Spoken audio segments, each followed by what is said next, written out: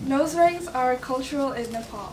Girls get the left side of their nose pierced as a sign of femininity, a nod to their elegance. Grandma got her nose pierced at just 5 days after her birth, and Mom at age 3. Amongst my family, I was a late bloomer at age 9. Months prior to my piercing, I rambled endlessly about the perfect color, the perfect gem, my friends and classmates victims to my excitement. Well, when the needle finally pricked my skin, the promise of a Kinder Joy chocolate alleviated any pain. At that moment, I was eager to participate in my culture, to be patriotic, a characteristic I longed to protect. 1 month, 2 plane rides, and countless painstaking goodbyes later, the high from the glory diminished.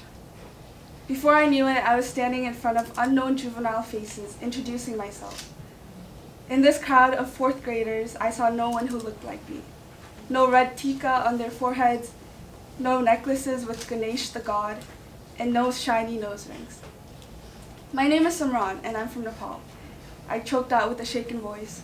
Did their features contort into nasty visages as a reaction to my strange accent or to the shiny gem placed on my nose? While only 6 millimeters long, the ring had clawed its way to my lips, piercing it shut. I couldn't release another word for the rest of middle school. I wanted to rip my nose ring off. At home, however, I was free to be outspoken. I was an accountant, honored with the task of translating tax papers. Adjusted gross income, capital gains, cost basis, I fought to translate each word precisely as does a tenured employee. Oh, I get it, my father said the next day. The next day, he and I met a tax advisor over Skype, and my translation services were on full display. While dreaded by most people, I anticipate tax season. It's a time when I embrace my identity as a Nepali, and I cherish the duty to advocate for my family. I let my tongue flow back to its native intonation, easily switching to a well-rehearsed accent when necessary. Numerous chats with advisors and experts later, my voice isn't confined merely to Skype calls, but sends in increments, steadily flowing out of my larynx past the doors of my home to the councilors of City Hall and to members of my school community.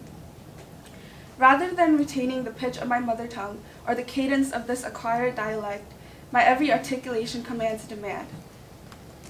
attention, be it towards justice and representation for youth in my city or helping immigrant families build foundations for their future. At the annual Nepali function held every June, a middle-aged woman recognized me from her frequent visits to community and school events. You kids are amazing, she exclaimed.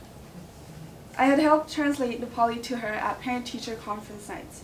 Being able to converse with their daughter's teacher allowed her to finally understand the best ways to help her daughter succeed in school.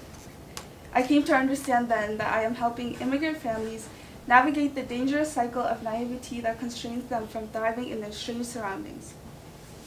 These appreciative smiles directed to me and thank you messages sent over social media motivate me to sustain my efforts. The flow of my vocal resonance slowly maneuvers my nose ring out of my lips and back to its former residence. No longer are my lips sealed by the ornament decorating my face. More so, I am delighted to uphold a piece of my culture in educational settings and beyond it. I am a presence who transcends beyond the nose ring that once governed my life. I am an advocate for my community, a skilled accountant, and just a girl with a nose ring, and proud of it.